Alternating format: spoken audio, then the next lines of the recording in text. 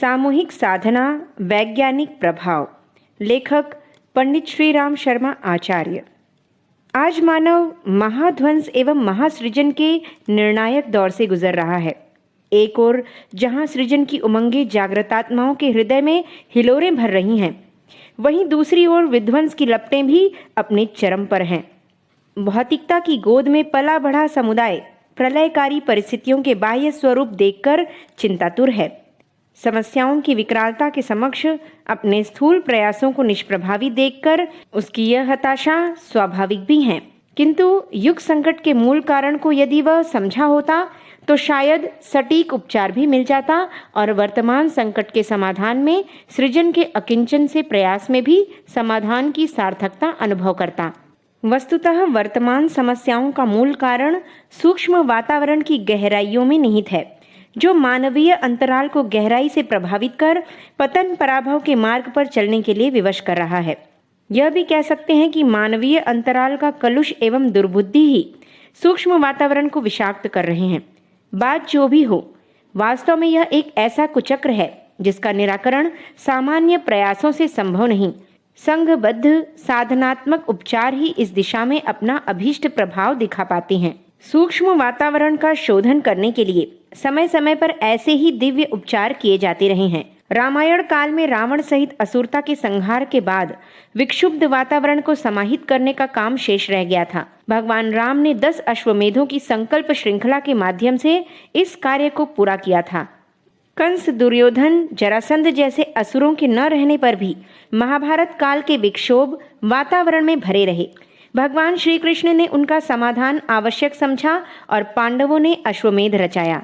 महर्षि विश्वामित्र अपने समय की असुरता को दुर्बल बनाने के लिए जो बृहद यज्ञ रच रहे थे, वह भी कुछ इसी स्तर के विशिष्ट प्रयोग थे। भगवान बुद्ध द्वारा ऐसा ही संघबद्ध प्रयास भिक्षु भिक्षुणियों के माध्यम से संपन्न किया गया था, जिसका युग की विकृत आस्थाओं के परिशोधन में कितनी उल्लेखनीय भूमिका रही, यह सर्वविदित है। महात्मा गांधी का सत्याग्रह आंदोलन इसी तरह का एक सामूहिक शक्ति द्वारा निर्मित प्रवाह था, जिसके प्रभाव से अनेकों लोग जेल गए और अनेकों मस्ती से शहीद हुए। स्वतंत्रता इसी आंधी प्रवाह की परिणति थी। सामूहिक आध्यात्मिक उपचारों की ऊपर वर्णित ऐतिहासिक कड़ियों में परम पूज्य गुरुदेव द्वारा नए आयाम जोड़े गए। गायत्री साधना एवं यज्ञों की धुरी पर केंद्रित ये सामूहिक साधनात्मक प्रयास समय समय पर क्रियान्वित किए जाते रहे हैं और इनके आश्चर्यजनक प्रभाव वस्तुतः भावी शोध अध्ययन एवं ऐतिहासिक समीक्षा की विषय वस्तु हैं। इन सामूहिक साधनात्मक पुरुषार्थों की प्रभावोत्पादक क्षमता को वैज्ञानिक आधार पर भलीभांति समझा जा सकता है। इस संदर्भ में इसके प्रमुख घटक यथा मंत्र शक्ति, गायत्री महामंत्र का प्रभाव, सूर्य सविता की ध्यान धारणा, प्रार्थना की शक्ति एवं यज्ञ के स्वरूप, विज्ञान एवं क्षमता पर संक्षिप्त प्रकाश डालना उचित होगा। मंत्र ध्वनि का सूक्ष्मतम विज्ञान है। मंत्र के रूप में व्यक्ति और वातावरण को प्रभावित करने वाली शब्द शक्ति विशुद्ध रूप से आध्यात्मिक शक्ति है, जिसके लगातार उच्चारण से एक ऐसी चेतन शक्ति उत्पन्न होती है जो साधक के शरीर व मन में विचित्र प्रकार की हलचलें पैदा करती है और अनंत आकाश में उड़कर समूचे वातावरण एवं परिस्थितियों को प्रभावित करती है। भारतीय दर्शन के अनुसार जप की शक्ति सबसे अधिक है, क्योंकि यह आकाश तत्व से संबंधित है, जो सबसे अधिक सूक्ष्म होता है। वस्तुतः शब्द शक्ति का स्फोट मंत्र शक्ति की रहस्यमय प्रक्रिया है। अणु विस्फोट से उत्पन्न होने वाली भयावह शक्ति की जानकारी सभी को है। शब्द एक शक्ति सत्ता है। शब्द स्फोट से अपरिमित ऊर्जा उत्पन्न होती है और साधक को शक्तिमान बनाती है। वस्तुतः मंत्र जप में दोहरी प्रतिक्रिया पैदा होती है, एक है भीतर और दूसरी है बाहर। मंत्र जप द्वारा शरीर एवं मन में विद्यमान ग्रंथियों, उपत्यकाओं एवं चक्रों की शक्ति का जागरण होता है। जप का दूसरा काम अंतरिक्ष में व्याप्त शक्ति प्रवाह से अभिष्ट मात्रा में शक्ति खींचकर उसका लाभ उठाना है। हर मंत्र का अपना देवता अर्थात शक्ति स्रोत होता है, जबकि अनवरत प्रक्रिया द्वारा मंत्र की सूक्ष्म तरंगे उससे संपर्क साधती हैं और उस शक्ति स्रोत की ऊर्जा एवं विशेषताओं से आवेशित होकर वापस जपकर्ता के पास लौट आती है और उसके अंदर वांछित परिवर्तन लाती हैं। साथ ही समूचा वातावरण इनसे प्रभावित होता है। इस तरह जप द्वारा साधक एवं वातावरण दोनों प्रभावित होते हैं। मंत्रों में गायत्री मंत्र को मंत्र शिरोमणि का दर्जा प्राप्त है। यह समस्त मंत्र शास्त्र का प्राण, बीज, उद्गम एवं मर्म है। आगम और निगम, वेद और तंत्र के अंतर्गत जितने भी मांत्रिक प्रयोग हैं, उन सबको गायत्री बीज शक्ति का पल्लव परिकर ही मानना चाहिए। मंत्र विद्या के भंडार वेदों की आदि स्रोत वेद माता गायत्री महाशक्ति ही हैं।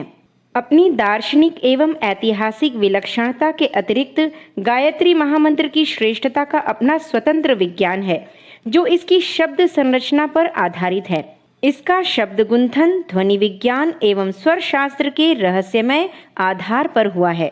इसके उच्चारण मात्र से ऐसे शक्तिशाली कंपन होते हैं जो सूक्ष्म शरीर में विद्यमान सूक्ष्म ग्रंथियों, चक्र, उपचक्रों, उपत्यकाओं एवं अन्य शक्ति केंद्रों को झंकृत कर उनकी शक्ति को जगाते हैं। गायत्री मंत्र का देवता सविता है। गायत्री मंत्र के जप से साधक का संपर्क सूर्य लोक से जुड़ जाता है। गायत्री मंत्र की ध्वनि तरंगे छल्ले की तरह अंदर उठती है और ब्रह्मांड के सूक्ष्म अंतराल को माध्यम बनाकर सूर्य तक जा पहुंचती है। वहां से प्रतिध्वनित होकर अपने साथ प्रकाश, ऊर्जा और दिव्य प्रवाह की फौज जप करने वाले के शरीर व मन पर उतरती जाती है और साधक के अंदर बाहर एक विराट आध्यात्मिक प्रभाव पैदा करती हैं। गायत्री मंत्र का भौतिक प्रभाव एवं शक्ति भी स्वयं में विलक्षण है। विश्वविख्यात पाश्चात्य दार्शनिक आर्थर कोसलर के शब्दों में गायत्री महामंत्र में हजारों परमाणु बम से अधिक शक्ति है। यदि भारतवासी सामूहिक रूप से इस उपासना को आरंभ कर दें तो यह परमाणु अस्त्रों के प्रभावों को निरस्त कर सकती है। गायत्री महामंत्र के उपरोक्त वर्णित प्रभाव के अतिरिक्त इसका भाव पक्ष भी कम प्रभावशाली नहीं है। इसे सद्भाव एवं सद्बुद्धि को जगाने वाला महारसायन कह सकते हैं। समूचे विश्व को एक परिवार में बांधने वाला प्रचंड भाव प्रवाह इसमें विद्यमान है। आज जब चारों ओर दुर्बुद्धि और असुरता का साम्राज्य संव्याप्त है, ऐसे में सद्बुद्धि के प्रेरक इस महामंत्र के सामूहिक प्रयोग की महत्ता को भलीभांति समझा जा सकता है, जो युग संकट के निराकरण में ब्रह्मास्त्र से कम नहीं है।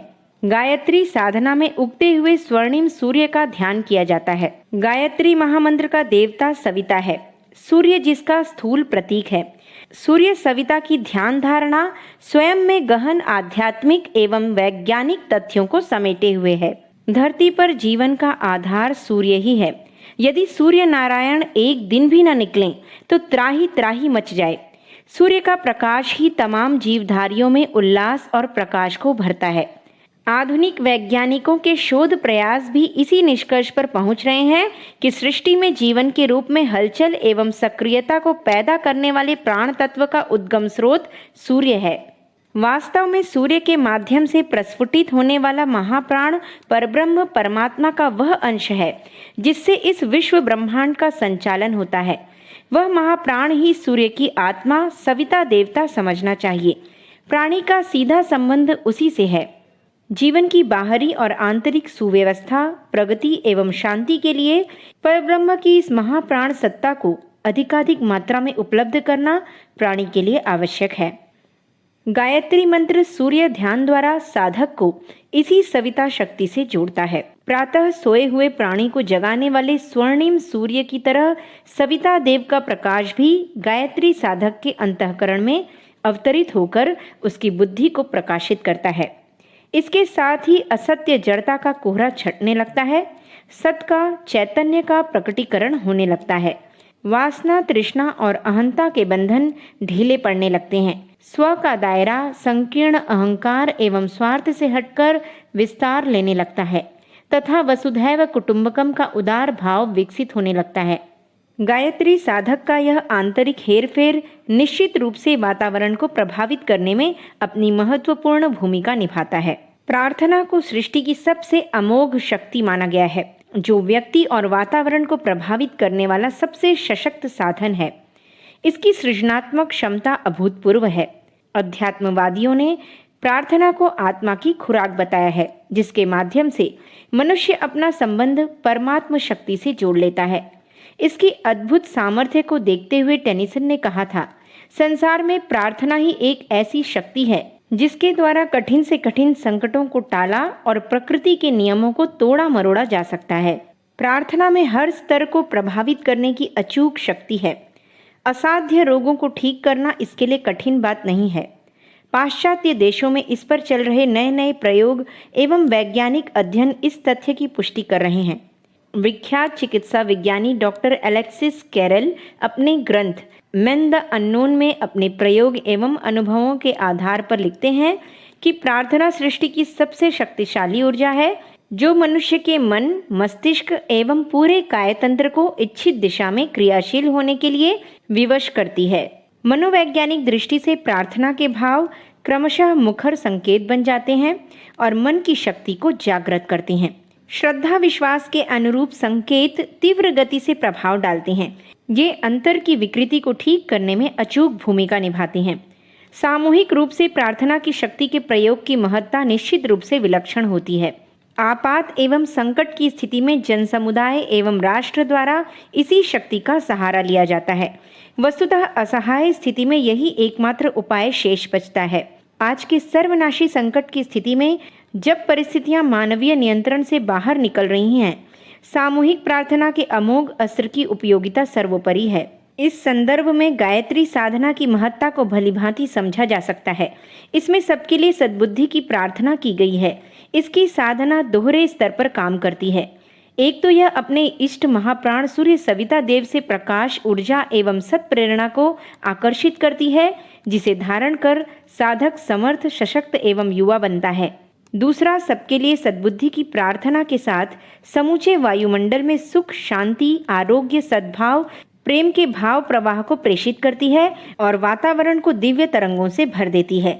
निश्चित रूप से यह रोग, शोक, द्वेष, कलह, अशांति से दूषित वातावरण के परिशोधन में अपनी विशिष्ट भूमिका निभाती है। गायत्री साधना के साथ यज्ञ अभिन्न रूप से जुड़ा हुआ है। पुरस्चरण के समय यज्ञ का जोड़ना सोने में सुगंध, चंदन में पुष्प और ईख में फल की तरह पुण्यदायक माना गया है। वातावरण शोधन एवं युग समस्याओं के समाधान में इसके वैज्ञानिक प्रभावों की समग्रता अद्वितीय है। यज्ञ में आहूत गुणकारी औषधियां एवं अन्य पदार्थ समूचे पर्यावरण की शुद्धि में अपनी महत्वपूर्ण भूमिका निभाते हैं। इनसे उठने वाला सुगंधित धुआं वायुमंडल को शुद्ध करता है। वर्षा के साथ बरसने पर यही धुआं जल एवं मृदा को शुद्ध करके उचित पोषण देता है। यज्ञ की ऊर्जा अंतरिक्ष को प्राण वायु से चार्ज करती है और पर्जन्य वर्षा के रूप में बरसकर मृदा, जल, वनस्पति एवं सभी प्राणियों पर प्राण शक्ति का अनुदान बिखेरती है तथा जीवनी शक्ति बढ़ाकर नया जीवन एवं उल्लास भरती है। यज्ञ से प्रकृति को नियंत्रण करने वाली देव शक्तियां पुष्ट होती हैं, जिससे प्राकृतिक संतुलन का प्रयोजन पूरा होता है। आज बढ़ते प्रकृति प्रकोपों के संकट काल में रुष्ट देव शक्तियों को अनुकूल बनाने वाले साधन के रूप में यज्ञ की उपयोगिता सर्वोपरि है। यज्ञ शारीरिक एवं मानसिक स्वास्थ्य को अद्भुत रूप से प्रभावित करता है। उपयुक्त औषधीय गुणों वाली सामग्री के द्वारा किसी भी तरह के शारीरिक रोग को ठीक किया जा सकता है। मंत्र शक्ति एवं यज्ञ ऊर्जा का सम्मिलित प्रभाव मानसिक रोगों के उपचार में भी अद्भुत ढंग से काम करता है। शुद्ध वाणी से उत्पन्न मंत्र शक्ति यज्ञ में उपस्थित व्यक्तियों पर शब्द भेदी बाण की तरह असर डालती है, जो उनके जीवन में गहरी जड़ जमाई बुराइयों को ठीक करने में चमत्कारिक प्रभाव दिखाती है। आसपास के वातावरण में भी दूर दूर तक इसकी दिव्य तरंगों का सात्विक घेरा शांति और सद्भाव भरा प्रभाव पैदा करता है। इस तरह यज्ञ का प्रयोग वैयक्तिक स्वास्थ्य संरक्षण से लेकर पर्यावरण संतुलन एवं वातावरण परिशोधन तक एक समग्र उपचार के रूप में अपनी विलक्षण भूमिका निभाता है। स्वर्ण जयंती गायत्री महामंत्र लेखन अभियान के अंतर्गत गायत्री महामंत्र एवं यज्ञ आयोजन सामूहिक साधना के अंतर्गत अभिन्न रूप से जुड़े हैं। गायत्री महामंत्र लेखन साधना में गायत्री महामंत्र का जप, सूर्य सविता की ध्यान धारणा एवं प्रार्थना के भाव अभिन्न रूप से सन्निहित रहते हैं। 1 वर्षीय अवधि के दौरान यज्ञ पूर्णाहुति के साथ किया जाने वाले इस सामूहिक साधना के प्रयोग का वैज्ञानिक प्रभाव भली भांति समझा जा सकता है। निश्चित रूप से जनमानस के परिष्कार एवं वातावरण परिशोधन में अपनी महत्वपूर्ण भूमिका निभाता हुआ यह प्रयोग संकट के निराकरण में नए आयाम जोड़ेगा।